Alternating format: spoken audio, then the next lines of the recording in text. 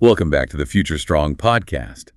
Today we're diving into something a lot of professionals think about, better to be a generalist or a specialist in the long run. Yeah, it's a question that keeps coming up, and I think it can be especially tough to figure out early on in your career, you know? Definitely. And we actually heard from someone who's feeling a little stuck in their specialized role. Mm. Even though they're making good money, they're curious about, what it's like to be a generalist. Like, what are the good and bad parts? I can see why they'd feel that way. I mean, sometimes even if the pay is good, a specialized role can start to feel limiting.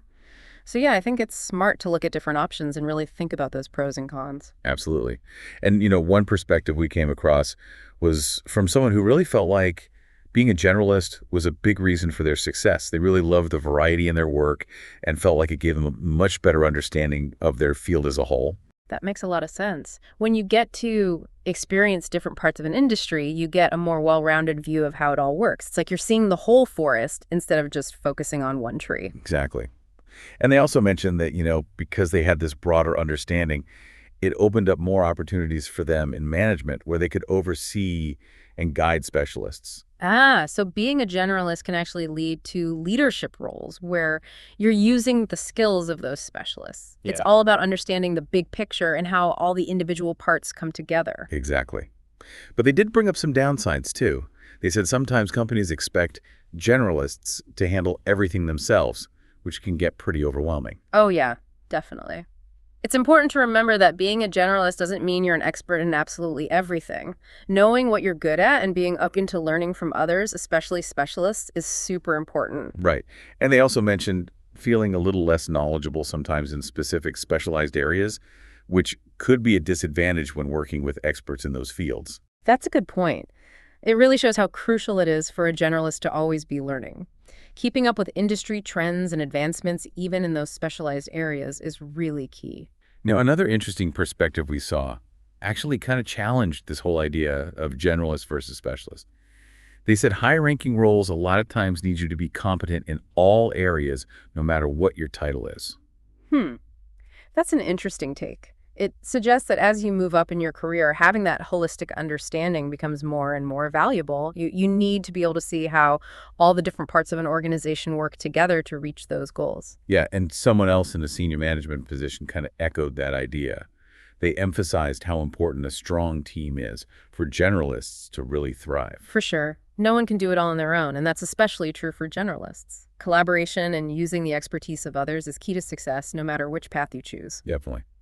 Now, there was also this observation that generalists might fit better in smaller companies, while specialists are more in demand at those larger corporations with more specific needs. Yeah, that seems logical when you think about the resources and structure of different organizations.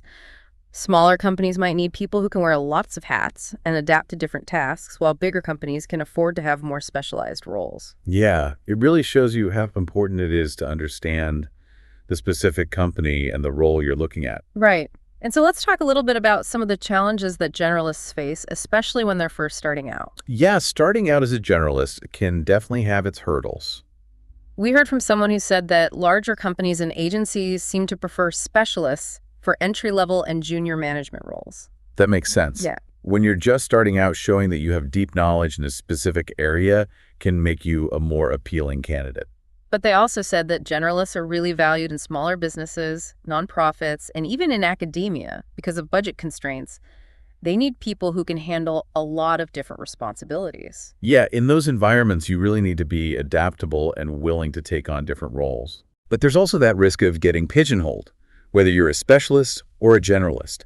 Specialists might have trouble expanding their skills, while generalists might find it hard to compete with specialists in certain areas. It's that classic trade-off, breadth versus depth. And it just shows how important it is to always be looking for ways to grow your knowledge and skills no matter what path you choose.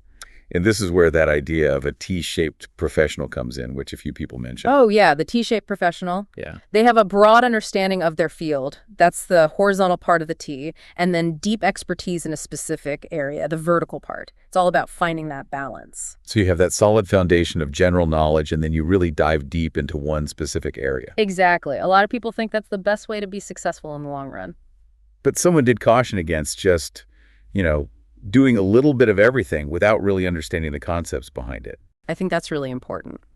Being a generalist isn't about being a jack of all trades. It's about really getting how different areas are connected and affect each other. And they emphasize that generalists should have a wide range of knowledge, even outside of their specific profession. That's so true. Having that broader perspective can really help you spot problems, anticipate trends, and be a better leader. It's like connecting all the dots and seeing that bigger picture. Exactly.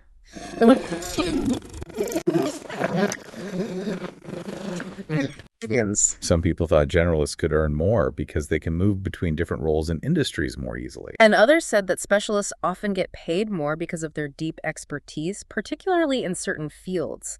They said specialists can always pick up new skills as they go along in their careers. So it doesn't seem like there's one clear answer.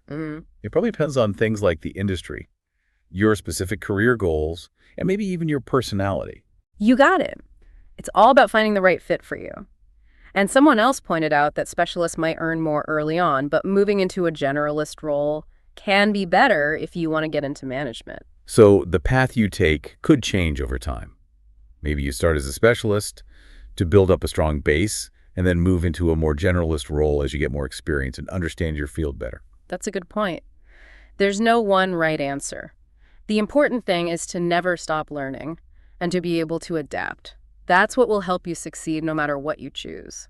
It sounds like the most important thing is to know yourself, know what you're good at and what you like, and then choose a path that fits with that, knowing that things can always change down the road. Exactly. And whether you end up more of a generalist or a specialist, there are some skills that are valuable no matter what. Oh, for sure. Like what should people be working on to stay ahead in their careers? Well, communication skills are huge. Being able to explain complicated things to people who aren't experts and presenting your ideas to a team that's key no matter what. Yeah, that makes sense. And with how fast everything's changing these days, I bet being adaptable is more important than ever. Definitely. Being able to learn new things quickly, getting comfortable with new technology, being able to adjust when things change, that's a huge plus. Okay, so communication adaptability. What else? Problem solving is another big one. Being able to see the challenges, analyze information, and come up with solutions, that's crucial in any job. And teamwork too, right? Especially now when everyone's working together so much. Absolutely. Working well with other people, whether you're leading the team or just part of it, that's so important for success. Wow, it sounds like there's a lot to think about when you're planning your career. There is, but it's exciting too. There are so many possibilities out there. The important thing is to stay curious, keep learning, and be open to trying new things. That's a great way to put it. Well, thank you so much for talking with us today. This has been a really interesting conversation. My pleasure. I always enjoy these chats. And to everyone listening, thanks for joining us on the Future Strong podcast. We hope this episode has given you some things to think about as you figure out your own career path. And remember, stay curious, stay adaptable, and most importantly, stay future strong.